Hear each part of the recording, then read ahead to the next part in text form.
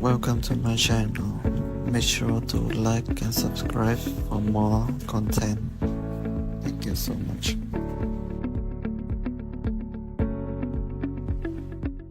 I am Liam. I'm 32 years old, and my own father disowned me at the Thanksgiving dinner table for telling the truth. Before I tell you about the chaos that followed, the police, the repossessed car, and the frantic phone calls that changed all of our lives forever, let me know where you're watching from in the comments. It's comforting to know I'm not alone in this. The air in my parents' dining room was thick enough to cut with a knife. Not just with the scent of roasted turkey and cinnamon from the pumpkin pie, but with a tension that had been simmering for years. It clung to the floral wallpaper and settled in the silence between the forced pleasantries. On the surface, it was a perfect picture of a Midwest American Thanksgiving. My father, Robert, sat at the head of the table, carving the bird with a sense of ceremony that never matched his mood. My mother, Helen, fluttered around, refilling glasses and offering plastic smiles. And my brother, Leo, the golden child, was holding court, his hands waving animatedly as he described his latest vision. I just wanted a peaceful dinner. That's all I'd been hoping for. But peace was a luxury our family couldn't afford. It had been that way for as long as I could remember. So, the app uses AI to create personalized fitness routines, Leo announced, his chest puffed out. It's revolutionary. We're talking game changer. My mother beamed at him. Oh, Leo, that sounds wonderful. You're always so full of brilliant ideas.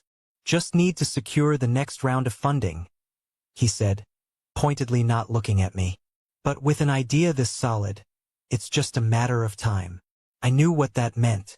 Funding was code for my wallet. I took a slow sip of water, the condensation on the glass cold against my fingers. I'd spent 8 years funding their lives, 8 years of my 6-figure tech salary pouring into this house, paying the mortgage, the utilities, the car payments. I decided to tread carefully. The fitness app market is pretty saturated, Leo, I said. My tone as neutral as I could make it. What's your unique value proposition? The smile vanished from my mother's face. There he goes again, she sighed, placing a dish of mashed potatoes on the table with a clatter. Always raining on your brother's parade. My father put down the carving knife. The boy has vision, Liam. Something you wouldn't understand. You just sit behind a desk all day. The injustice of it all, the years of silent sacrifice, boiled up inside me. I couldn't hold it in any longer. A desk that pays the mortgage on this house, I said, my voice dangerously quiet. A desk that has paid for every one of Leo's failed businesses for the last 8 years. The room went silent. Leo's jaw dropped. My mother gasped, her hand flying to her chest. But it was my father's reaction that stopped my heart. His face turned a dark, blotchy red. A vein pulsed in his forehead. He stood up, his chair scraping violently against the hardwood floor. He pointed a trembling finger at me. "Get out!" he roared, his voice cracking with rage. "Paying our bills doesn't make you family. How dare you throw your help in our faces?" My mother rushed to his side, her voice a venomous whisper in my ear. "You're just jealous of your brother's potential. You always have been." Something inside me snapped. The years of resentment, of feeling invisible, finally gave way to a cold, hard clarity.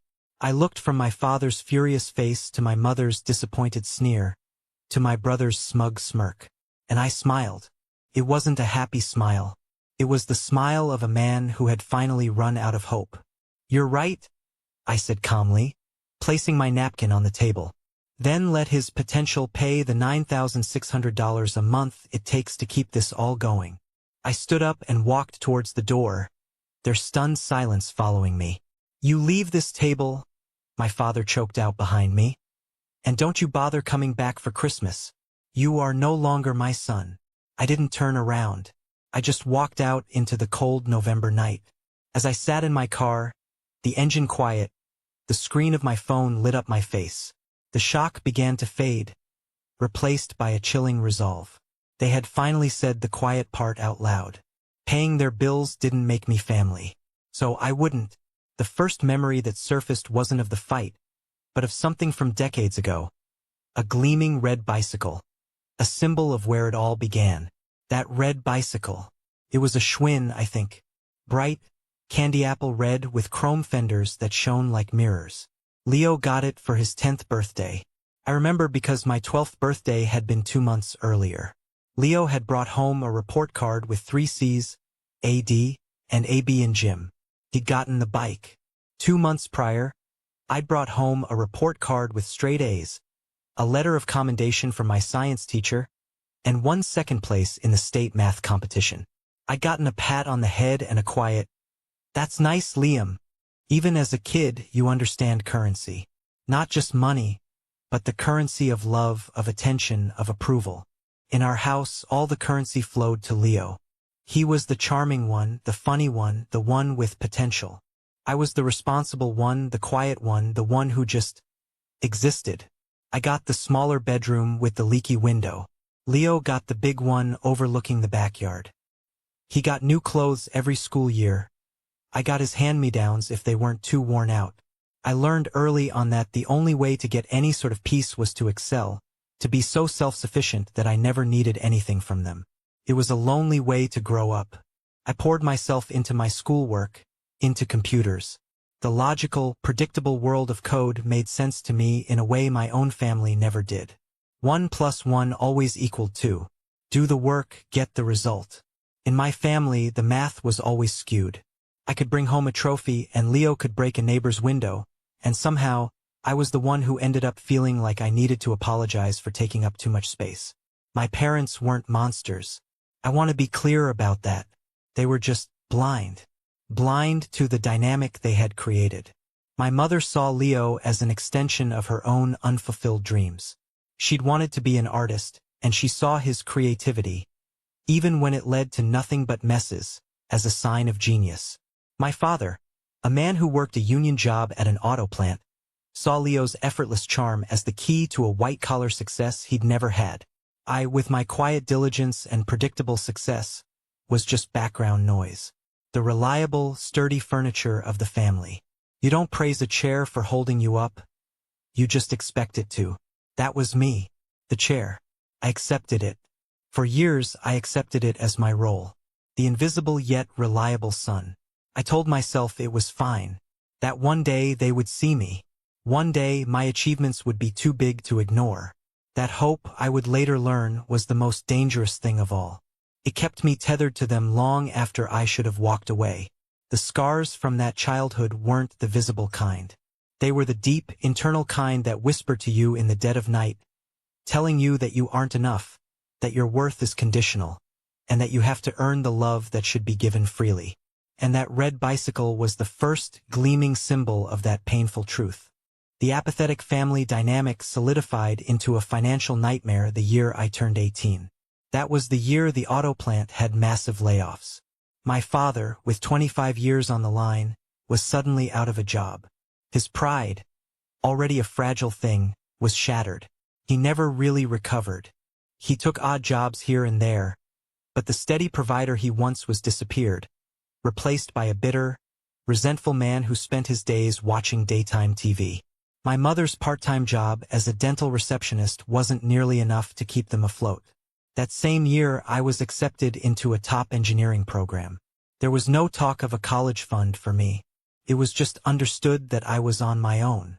So I did what I had to do. I worked 3 jobs while carrying a full course load. I was a barista at 5 a.m., a library assistant in the afternoon, and a pizza delivery guy on weekends. I survived on cheap noodles and caffeine, my eyes constantly burning from exhaustion. Sleep was a concept, not a reality. Meanwhile, Leo was graduating high school. His grades were abysmal, but he'd decided he wanted to go to a private business school, one with a hefty price tag. I watched in disbelief as my parents, who constantly complained about being broke, took out a second mortgage on their house to pay for his tuition. An investment in his future. My father had called it, his eyes avoiding mine. I didn't say a word. I just went back to my dorm room, ate a packet of ramen, and studied until my vision blurred. The message was clear. My future was my problem. His was their priority. 4 years later, I graduated with honors. I had multiple job offers before I even had my diploma in hand. By the age of 24, I was living in Detroit, working as a software developer for a major fintech company, and earning a six-figure salary. The relief was immense. For the first time in my life, I felt secure. I could breathe. That's when the phone calls started. At first, it was subtle. "Oh, Liam, the water heater broke. I don't know how we're going to manage." My mother would sigh into the phone. I'd send them $1,000. Then it was, "Your father's car needs new tires, but we just can't swing it this month." I pay the bill. What started as occasional assistance for emergencies quickly became a regular expectation. Within a year, the ad hoc requests had morphed into a structured, unspoken agreement. I was paying their $800 monthly mortgage payment. I was covering the $400 in utilities. I took over the $600 payments on their 2 cars. It was easier to just set up automatic payments than to have the same stressful conversation every month. They never asked directly for me to take over everything. It just happened. A leaky pipe of need that I kept plugging with my money, until I realized I wasn't plugging a leak. I was the entire water supply, and they had no intention of ever turning off the tap. My best friend, Mark, saw it all happening. We'd been friends since college, roommates who had survived on a shared budget of practically zero. He knew my history, and he saw the pattern repeating itself just with bigger numbers. "Dude, they're taking advantage of you," he told me one night over beers. We were at my apartment, a nice place downtown I was proud of but rarely had time to enjoy. "This isn't helping them. It's enabling them." I'd just gotten off the phone with my mother, who had called to tell me about a plumbing issue that would cost $500 to fix. I'd already transferred the money. "It's just until my dad gets back on his feet," I mumbled, though even I didn't believe it anymore. My dad hadn't seriously looked for a job in years. Mark pointed to a glass jar on my counter where I kept loose change. "What do you call that?" "My emergency fund jar," I said. "No," he corrected me, his eyes serious. "That's your guilt jar. Every time you feel guilty for having a life they don't, you throw money at them. You'd be better off spending that money on therapy, Liam." Seriously. He was right, of course. But hearing it and accepting it are two different things. I was trapped in a cycle of hope and obligation. I thought that if I just gave enough, was successful enough, was good enough, one day they would finally turn to me and say, "Thank you, son. We see you. We're proud of you." It was a fantasy, a carrot I dangled in front of myself to justify the sacrifice. The examples of their ingratitude were relentless, little paper cuts that slowly bled me dry. For my mother's 60th birthday, I spent $2,000 on a weekend trip to Chicago for the 3 of us. I booked a suite at a beautiful hotel, got tickets to a Broadway show, made reservations at her favorite kind of restaurant. When we got back, my aunt asked her how it was. "Oh, we had a nice time," she said dismissively, before launching into a 5-minute story about the thoughtful handmade card Leo had given her. The $2,000, the planning, the time off work, all of it erased by a piece of construction paper with glitter glue. A few years later, my father needed knee surgery. It was a major operation with a long recovery. I took 2 weeks of unpaid leave from my job to go back home and take care of him. I cooked, I cleaned, I drove him to physical therapy. I helped him in and out of the shower. It was exhausting. All he did was complain. "The soup is too salty. You're driving too fast." One afternoon, he looked at me with pure annoyance and said, "Jason would have done this better. He knows how I like things." The final straw before the Thanksgiving disaster was when they asked me for $12,000. Leo's latest brilliant idea, a subscription box service for artisanal dog toys, had collapsed after 3 months, leaving him with a mountain of debt to local investors. "It's a family crisis, Liam," my mother had said, her voice trembling with manufactured panic. "We have to help him." For the first time, I said no. I couldn't do it. My own savings were taking a hit, and I was trying to plan for my own future. The reaction was immediate and brutal. Cold shoulders. Guilt trips about family loyalty. My father stopped taking my calls altogether. The message was clear. My value was directly tied to my willingness to fund my brother's failures. I ignored Mark's warnings.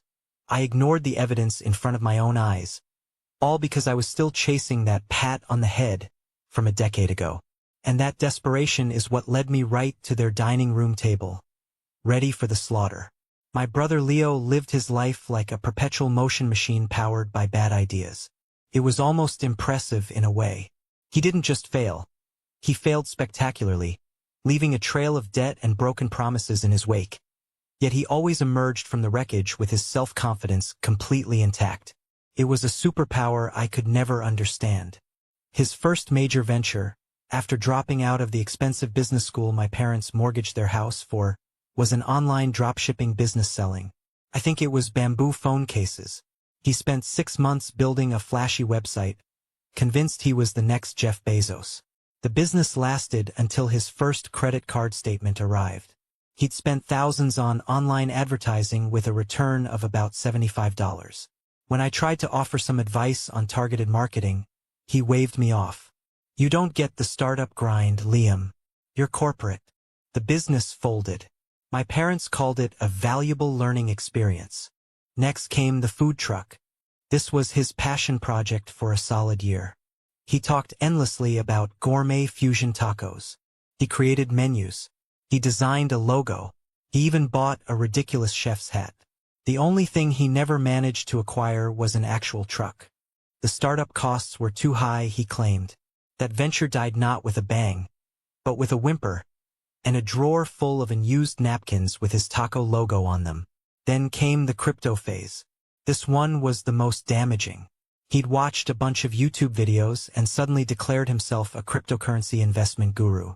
He convinced my parents that he was on the verge of making millions.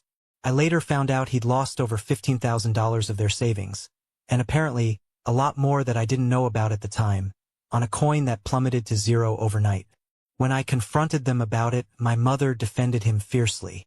"You have to take risks to get rewards, Liam. Jason has such vision." My stable career, the one that was quietly keeping a roof over their heads, was never described as having vision. It was just a utility like the electricity or the water. The artisanal dog toy subscription box was the grand finale. It was the business they had asked me for $12,000 to bail out. When I refused, they somehow cobbled together the money from their dwindling retirement savings to pay off the angriest of his suppliers. Through it all, my parents' faith in him never wavered. Every failure was reframed as a near success. Every bad decision was a sign of his daring and creativity. They spoke about his potential as if it were a tangible asset, a commodity more valuable than my actual proven success. They rarely, if ever, mentioned my job, my promotion at work, or the fact that my steady, boring career was the only thing keeping their entire world from collapsing. My success was their safety net, but Leo was their lottery ticket. And they were addicted to the fantasy of him winning, no matter how many times he lost. This blind devotion, this complete disconnect from reality, was the fuel for the fire that was about to consume us all. The week before Thanksgiving, I got the news I'd been working towards for years. I'd successfully led a massive, high-stakes project at my firm, and my boss had called me into his office to tell me that my year-end bonus was going to be substantial. More than that, he'd hinted at a major promotion coming after the new year. For the first time in a long time, I felt a pure, uncomplicated sense of pride. I had earned this. That evening, my mother called. Her voice was sweeter than honey. "Liam, honey, I was just thinking. You have that beautiful big apartment and that lovely kitchen. Why don't you host Thanksgiving this year? It would be such a treat for your father and me not to have to do all the work." I was suspicious. They hadn't set foot in my apartment in over a year. But the good news from work had made me feel generous. Maybe this was their way of extending an olive branch after the cold shoulder treatment over the dog toy business. "Sure, Mom," I said. "I can do that." "Oh, wonderful," she gushed. "It will be so cozy. Just the four of us. A real family dinner. And it will be a great chance for you and Leo to really talk. He's got this new app idea, it's just brilliant. He'd love to tell you all about it." And there it was. The hook. It wasn't about family. It wasn't about giving her a break. It was a business pitch. They wanted to corner me on my own turf, in the spirit of holiday generosity, and pressure me into funding Leo's next failure. The realization was like a splash of cold water. I kept my voice even. Yeah, we can talk about it, but Mom, I have to be honest, my finances are a little tight right now with the holidays coming up. It was a lie, but a necessary one. I needed to set a boundary. The warmth in her voice instantly evaporated. Oh, she said, her tone suddenly clipped. Well, okay. I'll talk to your father and call you back. She called back an hour later. Change of plans, she announced briskly. Your father feels it's just better if we have it here. Tradition, you know, so just bring a side dish. See you at 3 on Thursday. And she hung up. The bait and switch was so blatant it was almost insulting. They had tried to set a trap. When I didn't walk into it, they retreated to their own territory where they had control, demoting me from host to a mere guest expected to bring a contribution. A part of me, the smart part, wanted to call back and say I wasn't coming. But another, older part of me, the 12-year-old boy still desperate for approval, couldn't do it. I still held on to that tiny, flickering hope that maybe, just maybe, this time would be different. So I went to the store. I spent $400 on the best ingredients for gourmet green bean casserole and a ridiculously expensive pumpkin cheesecake. I would show up, I would be the good son, and I would endure whatever came next. It was a decision that would change the course of my life. I walked into my parents' house on Thanksgiving Day with a cheesecake in one hand and a heavy sense of dread in the other. The smell of turkey was welcoming, but the atmosphere was anything but. My mother gave me a brief, tight-lipped hug. My father grunted a hello from his armchair in front of the blaring TV. The expensive wine I brought was placed on the counter without a word. Leo, however, was all smiles. He was practically vibrating with excitement, ready to pitch his masterpiece. Dinner was served, and the performance began. It's not just a fitness app, Leo explained, gesturing with a bread roll. It's a lifestyle revolution. We're talking celebrity endorsements, brand partnerships. The potential is limitless. It sounds amazing, sweetie, my mother cooed. You have your grandfather's entrepreneurial spirit. My grandfather had owned a small, successful hardware store. Comparing him to Leo was an insult to his memory. My father nodded gravely. This is the one, son. I can feel it. This is your big break.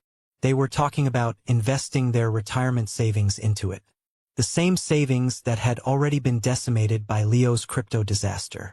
I felt a surge of panic, not for me, but for them. They were going to lose everything. I tried to be gentle, to frame it as professional advice from someone who had spent nearly a decade in the tech industry. The market is incredibly competitive, though, I started. User acquisition costs are sky high. You'd need a multimillion-dollar marketing budget just to get noticed. Do you have a plan for that? My mother slammed the gravy boat down on the table. Liam, please, can you not do this today? Can you not tear him down for one day? I'm not tearing him down, I said, trying to keep my voice steady. I'm asking legitimate business questions. This is my field. I know what I'm talking about. Oh, of course, she sneered. Mr. Big Shot from the city, coming here to tell us all how it is. You think because you make a good salary you're better than us? That's when the dam broke. 8 years of biting my tongue, of swallowing my frustration, of paying and paying and paying for nothing in return. It all came rushing out.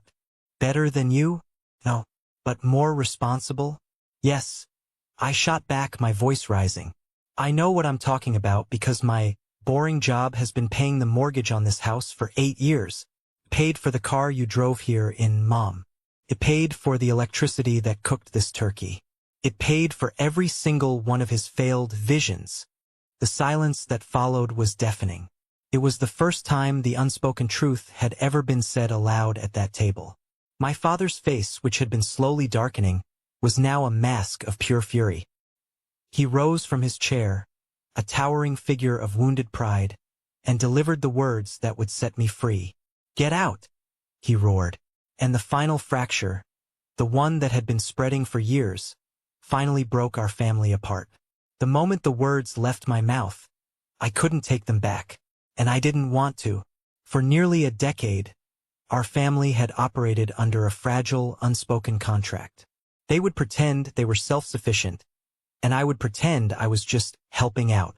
They would lavish praise on Leo's imaginary successes, and I would quietly pay for his very real failures. We all played our parts in this sad, dysfunctional play. But I had just thrown the script into the fire. I looked at their faces. Leo looked like I had slapped him.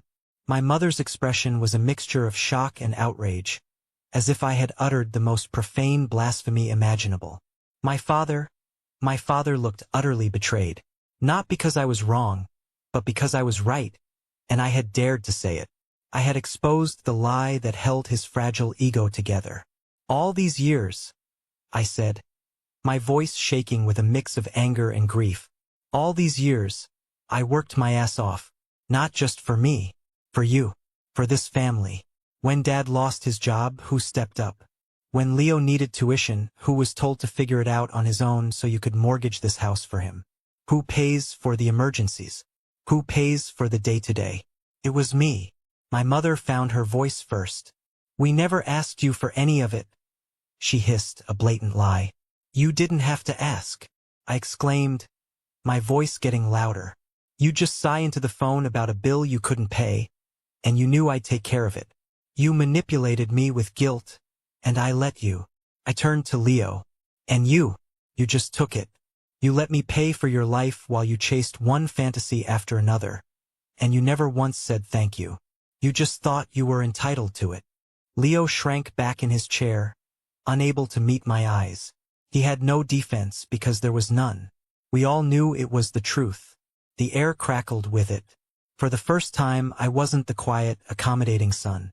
I was a creditor calling in a debt that wasn't financial but emotional. A debt of recognition, of gratitude, of simple respect. And from the looks on their faces, it was a debt they had no intention of ever repaying. My father's rage was just the confirmation.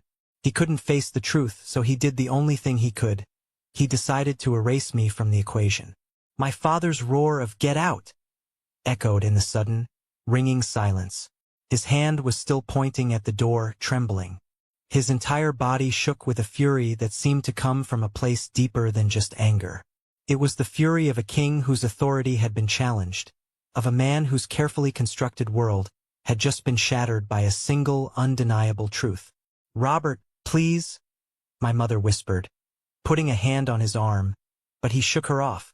His eyes, burning with a mix of shame and rage, were locked on me. "You ungrateful brat," he spat, his voice low and dangerous. "After everything we've done for you, raising you, putting a roof over your head, you dare to come into my house and throw money in my face?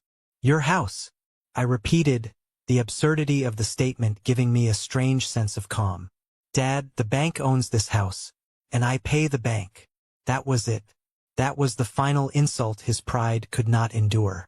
"Paying our bills doesn't make you family," he bellowed, slamming his hand on the table. The dishes jumped, and my mother let out a small shriek. "It makes you a landlord, and I am kicking you out. I am done with you." My mother, seeing her dream of Leo's app funding evaporate before her eyes, chimed in with her own special brand of poison. She moved closer, her voice dropping to a conspiratorial whisper that was somehow louder than my father's shouting. "You're just jealous of your brother's potential," she said, her eyes cold and hard. "You always have been. You have this stable, boring life, and he dares to dream and you can't stand it. You want him to fail." I looked at them, really looked at them. The father I had once revered, now a broken man hiding behind rage. The mother I had always tried to please, now a stranger whose love was clearly conditional. And my brother, the source of it all, sitting silently, letting them fight his battles for him. And in that moment, the hurt, the anger, the years of longing for their approval, it all just vanished. It was like watching a movie about someone else's life. All that was left was a profound, empty sadness, and a startling clarity. I let out a short, humorless laugh. They stared at me as if I'd gone insane. I slowly picked up my coat from the back of my chair. "You know what?" You're right, I said, my voice completely level. The calm in my own voice surprised me. I'm not family. I'm a bank. I looked my father dead in the eye. And this bank is officially closing. Then I looked at my mother. And you're right too. I am jealous. Not of Leo's potential. I'm jealous that he got parents and I got this. I turned and walked to the door. You leave this table. My father's voice, now hoarse, called after me. And don't you bother coming back for Christmas. You are no longer my son. I paused with my hand on the doorknob, but I didn't look back. Don't worry, I said, pulling the door open to the cold night air. I won't. And I walked out, closing the door quietly behind me, on my entire life up to that point. The cold air hit me like a physical blow, snapping me out of the surreal haze of the dining room. I stumbled to my car, my hands shaking so badly I could barely get the key in the ignition. I didn't start the engine. I just sat there in the dark, the silence of the car a stark contrast to the shouting match that was still ringing in my ears. My heart was hammering against my ribs. No longer my son. The words echoed in my head. I should have felt devastated. I should have been crying. But I just felt numb. A deep, cold, hollow numbness. For my entire life, I had contorted myself into knots trying to win their approval, and in the span of 5 minutes, it had all been burned to the ground. My hand automatically reached for my phone. I dialed Mark. He answered on the second ring. Hey man, happy Thanksgiving. How's it going with the fam? They disowned me? I cut him off, the words sounding foreign and absurd as I said them. There was a pause on the other end. What? Liam, what happened? I recounted the entire dinner conversation, my voice flat and emotionless, like I was reading a police report. The app pitch, my questions, my mother's accusations, my father's explosion, the final, banishing words. When I finished, Mark was quiet for a moment. Then he said, Good, good. I asked, bewildered. What do you mean, good? I mean, good for you, he said, his voice firm. They finally showed you who they really are. You're free, Liam. You just don't feel it yet. So, what are you going to do now? What are you going to do now? The question hung in the air. For years, my life had been dictated by their needs, their emergencies, their desires. Now there was nothing. A blank slate. I told them, I said slowly, an idea taking root in the frozen landscape of my mind, that the bank was closing. Then close it, Mark said simply. Don't just say it. Do it. Tonight. Before you have a chance to second-guess yourself. Before your mother calls crying with some fake apology. Cut the cord, man. For real. His words were like a switch flipping in my brain. He was right. Couldn't be an empty threat. It had to be a promise. Promise to myself. I took a deep breath. Okay, I said. Okay, I'm going to do it. I hung up, the numbness replaced by a surge of adrenaline. I pulled my laptop from my passenger seat and opened it, balancing it on my steering wheel. The glow of the screen illuminated the dark car. First, the online banking portal. I logged in. There it was, the automatic monthly payment to my father's mortgage account. My finger hovered over the cancel button for a second. This was real. This was the point of no return. I clicked it. A small pop-up asked, Are you sure? I clicked, yes. The payment disappeared from the scheduled list. A weight I didn't even know I was carrying lifted from my shoulders. Next, the utility companies. The electric bill. Click. Cancelled. The gas bill. Click. Cancelled. The water, the internet, the cable package. Click. Click. Click. Each click was a declaration of independence. It was methodical. Clinical. I felt a strange detachment, like a surgeon performing a necessary amputation. Then the car payments. I logged into the auto loan website. 2 vehicles. Both in my parents' names, but funded by my account. I removed my payment information and canceled the auto draft. The streaming accounts. Netflix, Hulu, Max. All under my email, my credit card. I went into the settings for each and logged out all devices. Changed the passwords. I went through my credit card statements, hunting down any recurring charges linked to their address. The home security system, the lawn service. I canceled them all. Each action was a link in a chain, and I was severing them one by one. I was dismantling the infrastructure of my own servitude. It wasn't about revenge. It was about survival. It was about taking back the life I had almost given away. And I still didn't know that the biggest confirmation I was doing the right thing was just one email away. I had just canceled the last subscription, a fancy coffee delivery service my mother loved, when my phone buzzed with an email notification. I glanced at it, assuming it was another confirmation of a canceled service. But the sender's name made me pause. James Davidson, the CEO of my company. The subject line was, "The next chapter." My heart gave a little jolt. This was unusual. A personal email from the CEO on Thanksgiving night? I opened it, my curiosity piqued. The email was brief, but the words on the screen seemed to rearrange the entire world. Subject, "The next chapter." Liam, I know it's a holiday, but I couldn't wait to share the official news. The final papers for the acquisition were signed this afternoon. As of tomorrow morning, we are officially part of the larger tech conglomerate. As we discussed, this marks a new beginning for all of us. I've attached the finalized documents regarding your new role as Vice President of Engineering for the Integrated Division. Your official promotion is effective immediately. Most importantly, I've also attached the initial valuation report. Per the terms of your senior partnership agreement, your vested stock options have now been converted. I'll let you look at the numbers yourself, but congratulations, Liam. You've more than earned it. Enjoy the rest of your holiday. Big things ahead. Best, James. My hands started to shake again, but this time for a completely different reason. I clicked on the attachment, a password-protected PDF. I typed in the code and the document opened. It was a spreadsheet full of financial jargon, but my eyes found the relevant line item instantly. Liam Morris, converted equity value. And next to it was a number with a comma and 6 zeros after it. Actually, it was well into the 7 figures. I leaned back against the headrest, the laptop feeling impossibly heavy on my lap. I stared out the windshield at the dark, familiar street where my parents' house stood. Inside that house, they were probably still fuming, congratulating themselves on kicking out their ungrateful son, the landlord. They were consoling Leo, reassuring him that his brilliant app would be their salvation. They had just disowned me. They had told me I wasn't family. They had thrown me out over a few $1,000s a month.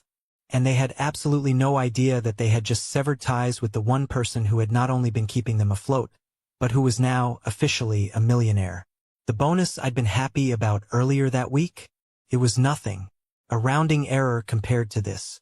The irony was so thick, so crushingly profound, it was almost comical. I started to laugh. It started as a small chuckle, then grew into a full-blown, tear-streaming laugh. It was the laugh of a man who had just witnessed the most absurd, tragic, and liberating moment of his entire life. They hadn't disowned a son. They hadn't disowned a bank.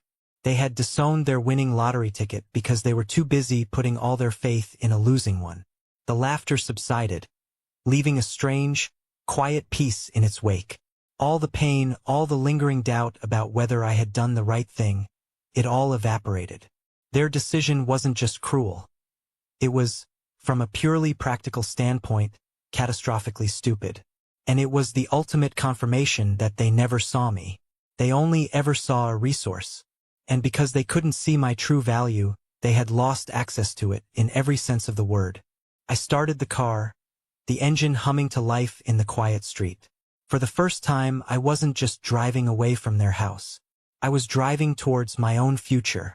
I woke up the next morning on the couch in my own apartment, feeling like I'd been hit by a truck. My neck was stiff, and a dull headache pulsed behind my eyes. For a disorienting moment, I thought the whole thing had been a nightmare. Then I saw my laptop on the coffee table, and it all came rushing back. The shouting, the drive home, the clicks of the mouse severing a lifetime of connections. I picked up my phone. It was a war zone. 37 missed calls. 52 text messages. The notifications were a waterfall of panic and rage. Mom, 7:15 a.m. Liam, the internet is down. I can't watch my show. What did you do? Mom, 7:30 a.m. the coffee maker isn't working. The smart plug is offline. Call me now. Dad, 8 a.m. your mother is in a panic. Whatever childish game you're playing, it stops now. Turn everything back on. Leo, 8:05 a.m. seriously dude. Not cool. I need the Wi-Fi to work on my pitch deck. Mom, 8:30 a.m. Liam, respond to me. The car won't start. Did you do something to the car? I read them with a detached sense of curiosity. It was like watching a nature documentary about a pride of lions who had just discovered their hunter had vanished. They weren't sad. They weren't apologetic. They were just angry that their food source had been cut off. Then came a call from an unknown number. I let it go to voicemail. A minute later, a message popped up. It was from a local police officer. Mr. Morris, this is Officer Schmidt. We're at your parents' residence. They've reported a potential hacking of their home systems. Could you please give us a call back to clarify a few things? I almost laughed. They had actually called the cops. They were so incapable of taking responsibility that their first assumption was a criminal act, not the logical consequence of their own actions. I was drafting a text message to the officer when another message from my mother came through, this one in all caps. 9 a.m. they're towing the car. Liam, they are towing my car out of the driveway. The neighbors are watching. Do something. I walked over to my window, which overlooked the city, not a quiet suburban street. I took a sip of my coffee. I wasn't going to do anything. A new voicemail icon appeared. This one was from my father. His voice was no longer shouting. It was cold, menacing, and filled with a legalistic fury he must have picked up from TV shows. Liam, his voice crackled. You listen to me. I just spoke to a friend of mine. This is called elder financial abuse. You have a fiduciary duty to us. We will get a lawyer. We will take you to court. You will not get away with this. Elder financial abuse. A lawyer. The audacity was breathtaking. They had thrown me out, and now they were going to sue me for respecting their decision. This wasn't a family dispute anymore. This was war. This is the moment everything changed. The moment I finally took back control of my own life. Thank you for sticking with me this far. You're amazing. If you could do me a huge favor and like this video and comment with the number 1 down below, it lets me know you're still with me on this journey. It truly helps more people find this story and lets me know that my experience means something to someone out there. Your support is the biggest reason I can continue to share the rest of this story. Thank you. The threats of legal action were unsettling, but I knew they were hollow. I had consulted with a lawyer buddy of my own years ago when I first started paying their bills, just to understand the potential implications. He told me that since I was giving the money voluntarily with no contract, I could stop at any time. My father's threats were just noise. The emotional manipulation, however, was a different beast. Late that afternoon, after a full day of ignoring their frantic calls, a new text from my mother came through. It was different from the others. It wasn't angry. It was terrifying. Mom, 4:30 p.m. Liam, please answer. It's your father. He's in the hospital. Chest pains. He collapsed this morning after the stress of it all. Please just call me. My blood ran cold. This was the one thing I was afraid of. What if I had pushed him too far? The guilt, that familiar, heavy cloak, settled over me. Had I caused this? My hand trembled as I hovered over her contact number. All their awfulness, all their cruelty, but he was still my dad. But then Mark's voice echoed in my head. Before your mother calls crying with some fake apology. Or, in this case, a fake medical emergency. My logical brain, the part of me that had been dormant for so long in family matters, kicked in. If he had really collapsed, she would have called an ambulance. She would have been at the hospital, not texting me all day about the car and the internet. With a sense of dread, I did something I should have done years ago. I checked the facts. I called the main switchboard of the 2 largest hospitals in their area. I'm trying to find my father, Robert Morris, I said to each operator. He was likely admitted to the ER this morning for a cardiac issue. Both operators checked. Both gave me the same answer. I'm sorry, sir. We have no patient by that name. Relief washed over me, so potent it made me dizzy. It was followed by a wave of pure, unadulterated rage. She had lied. She had used the most terrifying weapon in her arsenal. My father's health, my own love for him, to try and manipulate me back into compliance. I leaned against the wall, my phone clenched in my fist. That was it. That was the last shred of familial duty I felt, and she had just severed it with a lie. Just then, my phone rang again. This time, it was my Aunt Clara, my mother's sister. I decided to answer, thinking she might be a neutral party. I was wrong. Liam, thank God, she cried, her voice shrill with panic. You have to help them. You don't understand what's going on. I think I have a pretty good idea, Aunt Clara, I said coldly. No, you don't, she insisted. It's not just about the bills. It's Leo. That crypto thing, he didn't just lose their savings, Liam. He took out a $50,000 loan in your father's name. They have to make a balloon payment at the end of the year. That's why they were so desperate about his new app. They're going to lose the house. For real this time. And there it was. The final, ugly, desperate truth. This wasn't just about maintaining a lifestyle. This was about staving off complete financial ruin brought on by their golden child. My support wasn't a luxury. It was the only thing plugging a hole in a sinking ship they had created. And they were willing to lie, cheat, and emotionally blackmail me to keep me bailing water. The 6 months that followed were a blur of setting boundaries and rediscovering myself. The revelation about Leo's secret loan was the final nail in the coffin of my old life. It absolved me of any lingering guilt. This wasn't a family I needed to save. It was a sinking ship I needed to escape. The first thing I did was hire a lawyer. Not an aggressive one, but a calm, professional family law attorney. He drafted a cease and desist letter addressed to my parents, stating that I would consider any further contact to be harassment. It felt extreme, but it was necessary. The daily barrage of calls and texts stopped overnight. The silence was deafening at first, then it became peaceful. The second thing I did was take Mark's advice. I found a therapist, a woman named Dr. Evans who specialized in family trauma and narcissistic dynamics. Our weekly sessions became my sanctuary. She helped me unpack decades of emotional baggage I didn't even realize I was carrying. You weren't their son, Liam, she told me in one session. You were their function. Your role was to be the stable, low-maintenance provider. When you stopped performing that function and demanded to be seen as a person, the entire system collapsed, and they labeled you as the problem. It was a revelation. I wasn't the bad guy for walking away. I was just the first one to stop pretending. Dr. Evans gave me tools to deal with the guilt, to recognize manipulation, and most importantly, to start valuing myself based on my own standards, not theirs. I blocked my parents' and Leo's numbers.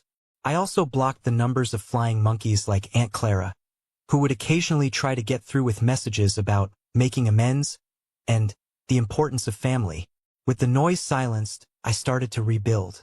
I focused on my work, but differently. I declined the official VP promotion that would have kept me tied to a massive corporate structure. Instead, with the security of my stock earnings, I started laying the groundwork for my own consulting firm. I wanted to build something for myself on my own terms. I also reconnected with the parts of my family that had been pushed to the sidelines. My Uncle David, my father's estranged brother, heard what happened through the grapevine and called me. There was no judgment in his voice. Your dad was always a proud, difficult man, he said. I'm just sorry you were the one who had to bear the brunt of it. You did what you had to do, son. Hearing that validation from someone in the family meant the world to me. I learned through him that the consequences I had set in motion had been swift and severe. My parents had been forced to sell the house, the one I had paid for 8 years, and move into a small rental apartment. The proceeds barely covered Leo's loan and their other debts. My father had taken a part-time job as a security guard. My mother was working full-time at the dental clinic. And Leo was working at a sporting goods store stocking shelves. The universe, it seemed, had a brutal sense of irony. They had gotten their wish. Their golden child with all his potential was finally paying the bills. Or at least his own. A year to the day after that fateful Thanksgiving, I was sitting in a restaurant, looking across the table at a woman named Sophie. Her eyes were bright, and she was laughing at a stupid joke I just told. We had met a few months prior through a mutual friend, and the relationship was everything my family life had not been. Easy, supportive, and built on mutual respect. She knew my story, and she never once made me feel guilty for the choices I had made. Family, she'd once told me, is the people who treat you like you matter. My life was unrecognizable from what it had been a year ago. I had officially launched my own tech consulting firm, and it was thriving. I was my own boss, setting my own hours, and working on projects I was passionate about. I had moved into a new, secure building where my family didn't have my address. I was free. That week, I had another call with my Uncle David.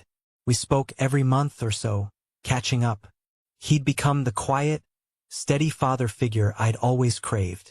You know, he said casually, I was talking to your cousin Gary the other day. He ran into your Aunt Clara at the store. I braced myself. Oh yeah.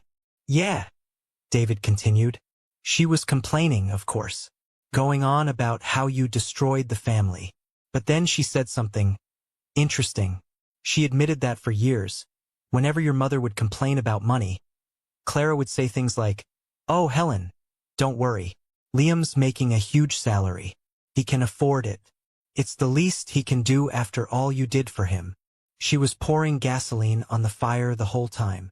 It was the final, sad piece of the puzzle. Aunt Clara, the seemingly sweet, supportive aunt, had been a secret manipulator, feeding my mother's sense of entitlement, all while smiling to my face. It wasn't a shocking twist anymore. It was just pathetic. I realized I wasn't even angry. I just felt a profound sense of pity for them. A group of people so trapped in their own resentments and delusions that they had to tear someone else down to feel important. I thought about the concept of an inheritance. I once thought it was about money or property passed down. Now I knew the truth. Their real inheritance was a legacy of dysfunction, and I was just lucky I'd managed to refuse it. Later that evening, Sophie and I were walking through a park, the autumn leaves crunching under our feet. "What are you thinking about?" she asked, squeezing my hand. I looked at her, at the genuine concern and affection in her eyes. "I was just thinking about how thankful I am," I said. "Getting an early start on Thanksgiving?" she teased. "Something like that," I smiled. "I'm thankful for second chances, for real connections, for building a life that feels like my own. A year ago I had lost a family, but in the process I had finally found myself. And I wouldn't have traded it for the world. I was no longer the invisible son, the family ATM, or the chair they expected to hold them up. I was just Liam, and for the first time in my life that felt like more than enough. It's strange how life works out. For so long, I believed that family was an unbreakable bond, a sacred obligation you were born into. I thought love meant enduring any amount of pain, any amount of disrespect, because that's just what you do for family. I was wrong. I learned that true family isn't about blood. It's about respect. It's about reciprocity. It's about the people who see you, who celebrate your victories without jealousy, and who support you without expecting anything in return. It's the family you choose, the one you build. My family is now made up of friends like Mark, who tell me the hard truths, wise relatives like Uncle David, who offer support without judgment, and a partner like Sophie, who loves me for who I am, not for what I can provide. I do sometimes wonder what my parents and Leo are doing. I imagine them in their small rental apartment, the reality of their choices a constant, unwelcome guest. I heard they sent a Christmas card to my old address a month after the incident. There was no apology, just a passive-aggressive note about how the holidays weren't the same and an expectation that I would eventually come crawling back. I never responded. My healing required distance, a clean break from the toxicity that had defined my life for so long. I don't hate them. I don't think I do. What I feel is a deep, abiding sadness for what we could have been, and a profound sense of peace in accepting what we were. Walking away was the hardest thing I ever had to do, but it was also the single greatest act of self-love I have ever committed. It allowed me to stop being a supporting character in their drama and finally become the main character in my own life. The biggest irony is that by disowning me, my father gave me the one thing I had always craved: freedom. The freedom to define my own worth, to build my own happiness, and to create a family that is a safe harbor, not a battlefield. And for that, in a strange, twisted way, I will always be grateful. Thank you so much for listening to my story. I know it was a long and difficult one, but your time means the world to me. I hope this story has touched you in some way. I have one question for you. Have you ever been in a situation where you had to choose between your own well-being and a toxic family obligation? Let me know in the comments below. Sharing your own story can be incredibly powerful. And please, don't forget to hit that like button and subscribe to the channel so you don't miss what comes next. Take care of yourselves. Thank you so much for watching. Hope you enjoyed the video. Make sure to like and subscribe for new content.